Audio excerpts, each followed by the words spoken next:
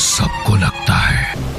9th class के 2 students rosemary international school के बंद स्टाफ रूम के सामने खड़े थे। इस स्टाफ रूम के बारे में स्कूल का बच्चा बच्चा जानता था कि ये हॉन्टेड था, इसीलिए हमेशा इसे बंद रखा जाता था। इस हॉन्टेड स्टाफ रूम के कई खौफनाक किस्से रोजमेरी इंटरनेशनल स्कूल के गलियारों में सुनाए जाते थे, लेकिन वो सिर्फ सुने हुए थे। हकीकत में कोई ऐसा नहीं था जो कह सके कि ये सब उसकी आंखों के सामने हुआ था। इसलिए ये दोनों स्टूडेंट्स इस हॉन्टेड स्टाफ रूम के अंदर जाकर साबित करना चाहते थे कि हॉन्टेड सिर्फ कहानी किस्से थे, स्टाफ रूम नहीं। इस इरादे के साथ दोनों ने हॉन्टेड स्टाफ रूम का दरवाजा खोला और अंदर चले। अंदर गुप्त अंधेरा था। दोनों एक दूसरे को भी नहीं देख पा रहे थे। दोनों एक दूसरे का हाथ पकड़कर अंदर चलते चले गए। अचानक घुंघरू की आवाज आई, जैसे पैर में घुंघरू पहने करीब से दौड़ रहा। दोनों इतने घबरा गए और वापस जाने के लिए पलटे तो देखा उनके सामने 2 खूंखार लाल लाल खूनी आंखें थी जो उन्हें घूर रही थी। ये देखकर दोनों डर से चीख पड़े। अचानक वो दोनों हवा में उछले और दीवार से टकरा गए। सायरन की तेज आवाज के साथ एम्बुलेंस रोजमेरी इंटरनेशनल स्कूल के अंदर एंटर कर रही थी। हॉन्टेड स्टाफ रूम से दोनों घायल स्टूडेंट्स को स्ट्रेचर पर बाहर ले जा रहा था। वहीं खड़ा प्रिंसिपल चपरासी पर नाराज हो रहा था। तुमको पता है स्कूल के इस स्टाफ रूम के अंदर जाना सख्त मना है, तो ताला क्यों लगाकर नहीं रखा गया? प्रिंसिपल सर, कितना भी बड़ा ताला लगा लो, सुबह टूटा हुआ मिलता है। रात भर वो स्कूल में ही घूमती रहती है। पूछ लो नाइट वॉचमैन से, वो लोग स्कूल की तरफ देखते तक नहीं है रात में। प्रिंसिपल ने एक लोहे की मजबूत जंजीर मंगाकर दरवाजे पर वेल्डिंग करवा दी, लेकिन उनके पलटते ही जंजीर मोम की तरह पिघलकर गिर पड़ी और अंदर से कोई दरवाजा पीटते हुए जोरों से हंसने लगा। ये देखकर प्रिंसिपल, चपरासी और दूसरे लोग डर से कांपकर जल्दी से वहां से निकल गए। रोजमेरी इंटरनेशनल स्कूल में हुए इस हादसे की खबर पैरानॉर्मल स्पेशलिस्ट मदन ने पढ़ी। अगले दिन वो प्रिंसिपल के सामने बैठा था। प्रिंसिपल ने उसे बताया, कुछ साल पहले अचानक से स्टाफ रूम में इस तरह हॉन्टिंग स्टार्ट हो गई थी और रात में पूरे स्कूल में घुंघरू की आवाज सुनाई देने लगी थी। रात में तो कोई स्कूल में नहीं होता है, लेकिन दिन में स्टूडेंट्स की सेफ्टी के लिए स्टाफ रूम पर ताला लगाने लगे। लेकिन सुबह वो ताला टूटा हुआ मिलता था, इसलिए स्टूडेंट्स को साफ इंस्ट्रक्शन है कि वो स्कूल स्टाफ रूम में ना जाएं। लेकिन इस उम्र के बच्चों की क्यूरियोसिटी बहुत स्ट्रांग होती है, इसलिए कोई ना कोई स्टाफ रूम के अंदर चला ही जाता है और हादसे का शिकार हो जाता है। मैं उस हॉन्टेड स्कूल स्टाफ रूम को भीतर से देखना चाहूंगा। प्रिंसिपल ने मदन को चपरासी के साथ स्टाफ रूम में जाने के लिए भेज दिया। चपरासी स्टाफ रूम के बाहर मदन को ले जाकर बोला, सर, इसके आगे जाने की हिम्मत मुझ में नहीं है। मदन ने स्टाफ रूम का दरवाजा खोला, लेकिन वो खुला ही नहीं। मदन पूरी ताकत से दरवाजे को ढकेलने लगा, लेकिन दरवाजा टस से मस नहीं हुआ। मदन ने कंधे से हिट किया, तब भी दरवाजा नहीं खुला। वो वापस थक हार कर लौटने लगा। तभी तेज आवाज के साथ दरवाजा खुल गया। ये देखकर चपरासी घबराकर भाग खड़ा हुआ। मदन तो कई बार ऐसी चीजें झेल चुका था, इसलिए वो आगे बढ़ा और खुले दरवाजे की दहलीज पर खड़ा हो गया।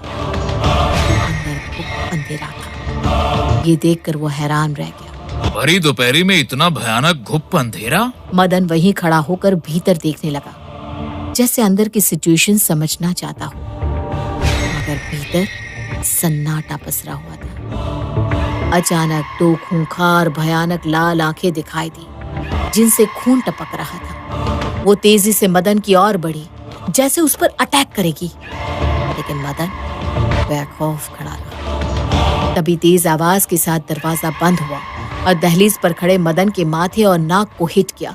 मदन की नाक से खून निकलने लगा और अंदर से हंसने की डरावनी आवाज आने लगी। मदन वापस प्रिंसिपल के पास लौटा और रात को स्कूल में रहने की परमिशन मांगने लगा। मदन के सर पर चोट और नाक से बहते खून को देखकर प्रिंसिपल घबरा गया। उसने रात को रुकने की परमिशन देने से इनकार कर दिया। वो नहीं चाहता था कि रात में कोई अनर्थ मदन के साथ हो जाए और बदनामी का खामियाजा रोजमेरी इंटरनेशनल स्कूल को भुगतना पड़े। लेकिन जब मदन अपनी जिद पर अड़ा रहा, तब प्रिंसिपल ने इस शर्त पर रात स्कूल में गुजारने की इजाजत दे दी कि उसके साथ जो भी होगा उसका जिम्मेदार वो खुद होगा। मदन ने तुरंत हाँ कह दी। अब उसी शाम मदन अपने पैरानॉर्मल इक्विपमेंट के साथ स्कूल पहुंच गया। नाइट वॉचमैन ने मदन को स्कूल में जाने दिया और तुरंत बाहर से दरवाजा लगाकर खुद स्कूल के मेन गेट पर जा बैठा। उसने स्कूल की तरफ पीठ कर ली थी। वो रात में उस ओर देखने से भी डरता था। मदन ने स्कूल में दाखिल होने के बाद अपना पैरानॉर्मल बॉक्स खुलना शुरू किया। उसने कान पर हेडफोन लगाकर मीटर से कनेक्ट किया और आगे बढ़ने लगा। एक दिशा में चलने पर मीटर की रीडिंग के साथ उसका बीप करना भी तेज होने लगा। एक जगह पहुंचकर उसका मीटर तेजी से बीप करते हुए सुई एकदम हाई पर चली गई। तब मदन ने देखा वो ठीक हॉन्टेड स्कूल स्टाफ रूम के सामने खड़ा था।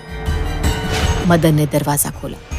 झटके से अंदर से तेज हवा का झोंका आया जो मदन को एक और धकेल कर स्कूल में कहीं चला गया। मदन उठा और उसने अपने मीटर में देखा तो वो अब 0 पर था। मदन ने हैरानी से मीटर को चारों ओर घुमाया लेकिन अब मीटर 0 पर ही था। अचानक स्कूल में कहीं से उसे घुंघरू की आवाज आई, जैसे कोई पैर पर घुंघरू बांधकर नाच रहा हो। मदन आवाज की दिशा में बढ़ने लगा। अब मीटर में रीडिंग भी बढ़ने लगी। मदन घुंघरू की आवाज का पीछा करते हुए एक जगह पहुंचा जहां मीटर की बीप की आवाज भी बहुत तेज हो गई थी। मदन ने देखा वो क्लासिकल डांस रूम के बाहर खड़ा है जहां बच्चों को क्लासिकल डांस सिखाया जाता था। वो दरवाजा खोलकर अंदर गया। मीटर तेजी से बीप चीखते हुए हाई पर जाने लगा। उसने अंदर पहुंचकर जो नजारा देखा वो आज तक उसने कभी नहीं देखा था। स्टेज पर 2 घुंघरू क्लासिकल डांस कर रहे थे। मदन हैरानी से देखता रह गया। उसने अपना कैमरा निकाला और रिकॉर्डिंग करने लगा। अचानक वहां रखी एक चेयर हवा में उछली और सीधा मदन से टकराई। मदन टकराकर फर्श पर गिरा और बेहोश हो गया। अचानक मदन के दोनों पैर हवा में ऊपर हुए और फर्श पर पड़ा मदन घसीटकर आगे जाने लगा। अब कोई पैरों से घसीटकर बेहोश मदन को स्कूल में कहीं ले जा रहा था। घसीटते हुए मदन को स्टाफ रूम के अंदर ले गया। चारों ओर अजीब सा सन्नाटा। बेहोश मदन की आंख खुली तो वो हैरानी से चीख पड़ा। वो स्टाफ रूम में उल्टा लटका हुआ था। मदन पागलों की तरह मदद के लिए चीखने लगा। मदन की चीख स्कूल के मेन गेट पर बैठे नाइट वॉचमैन को भी सुनाई दे रही थी, लेकिन उसने अपने कान में हेडफोन लगाया और फुल साउंड में म्यूजिक प्ले कर दिया और डर से कांपते हुए आग तापने लगा। तभी उल्टे लटके मदन को घुंघरू की आवाज सुनाई देने लगी, जैसे घुंघरू पहने कोई उसकी ओर चला आ रहा था। मदन ने चीखना बंद कर दिया और करीब आते घुंघरू वाले कदमों का इंतजार करने लगा। जैसे ही वो करीब आती आवाजें दरवाजे पर पहुंची, चारों तरफ सन्नाटा छा।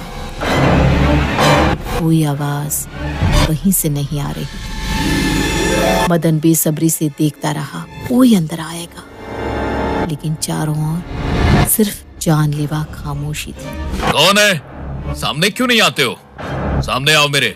मगर खामोशी फैली रही। अचानक स्टाफ रूम की सारी चीजें हवा में खड़ी हो गई, जैसे वो मदन पर अटैक करने वाले हो। ये देख मदन को अपनी मौत सामने दिखाई देने लगी थी। अचानक वो भयानक लाल खूनी आंखें दिखाई दी। देखकर मदन चीखा, देखो, तुम जो भी हो, मुझे मारकर तुम्हें कुछ नहीं मिलेगा। मैं यहाँ तुम्हारा नुकसान करने नहीं आया हूँ। मैं जानता हूँ तुम यहाँ फंसी हुई हो। मैं तुम्हें आजाद करवाऊंगा। प्रॉमिस, मैं प्रॉमिस करता हूँ तुमसे। ये सुनते ही हवा में लटका सामान जमीन पर बेजान होकर गिरा। अगले पल मदन भी नीचे गिर पड़ा। मदन उठा और उस भयानक खूनी लाल आंखों से बोला, सब बताओ मुझे, मैं तुम्हारी मदद करूंगा। इसके बाद जो मदन को सुनाई दिया वो जानकर मदन के पैरों तले जमीन खिसक गई थी। अगले दिन मदन पुलिस के साथ प्रिंसिपल के ऑफिस में पहुंचा। पुलिस को यूं आया देख प्रिंसिपल हैरान रह गया। उसने तुरंत बताया कि कल जो भी हुआ उसका जिम्मेदार मदन खुद है। वो अपनी मर्जी से हॉन्टेड स्कूल स्टाफ रूम में गया था। प्रिंसिपल सर, ये रेवती टीचर कौन है? प्रिंसिपल हैरान रह गया और उसने बताया कि इस नाम का यहाँ कोई टीचर नहीं था। तब मदन ने याद दिलाया, रेवती डांस टीचर थी जिसे आपने क्लासिकल डांस सिखाने के लिए अपॉइंट किया था। अब प्रिंसिपल को याद आया। अच्छा, डांस टीचर रेवती, वो तो बहुत पुरानी बात हो गई। अपॉइंट होने के बाद से कुछ दिनों अचानक से रेवती ने स्कूल आना बंद कर दिया था। हमने पता भी लगाया, लेकिन वो अपने नंबर वगैरह बंद कर चुकी थी। हमें लगा वो वापस चेन्नई लौट गई होगी। वो चेन्नई नहीं लौटी थी, उसे इस दुनिया से लौटा दिया गया था, वो भी उसका रेप करने के बाद। सुनकर प्रिंसिपल हैरान रह गया। किसने किया था रेप? किसने मर्डर किया था रेवती का? तब मदन ने वो नाम बताया जिसे सुनकर सभी हैरान रह गए। वो आप थे प्रिंसिपल सर, आपने रेवती का रेप किया था, और जब उसने पुलिस में जाने की धमकी दी, आपने उसका मर्डर कर दिया था, उसकी लाश गायब कर दी थी। इसी इंसाफ के इंतजार में रेवती की आत्मा आज भी उसी स्टाफ रूम में भटक रही है जहां उसका रेप और मर्डर हुआ था। वो भटकती आत्मा रेवती की है, और उसी ने मुझे ये सब सच बताया है। सुनकर प्रिंसिपल भड़क उठा। आप लोग पागल हो गए हैं। एक भटकती आत्मा ने इससे कहा, और आप पुलिस वाले विश्वास करके यहाँ तक आ गए। पुलिस प्रशासन कानून से चलता है या घोर अंधविश्वास से? मुझे वो जगह भी रेवती की भटकती आत्मा ने बताई है जहाँ उसकी लाश के साथ आपने अपने खून भरे कपड़े भी दफना रखे हैं। उन पर मिले आपके डीएनए से साबित हो जाएगा कि आप सच बोल रहे हो या रेवती की भटकती आत्मा। ये सुनकर प्रिंसिपल कांप उठा। अब मदन के बताने पर पुलिस ने हॉन्टेड स्कूल स्टाफ रूम की एक दीवार को खोदा, जिसमें रेवती की लाश के साथ प्रिंसिपल के खून भरे कपड़े भी मिले। हाथापाई के कारण प्रिंसिपल भी घायल हुआ था, जिसका खून भी उसके कपड़ों पर लगा था। कोर्ट में प्रिंसिपल अपराधी साबित हुआ, और आज वो जेल में उम्र कैद की सजा काट रहा है।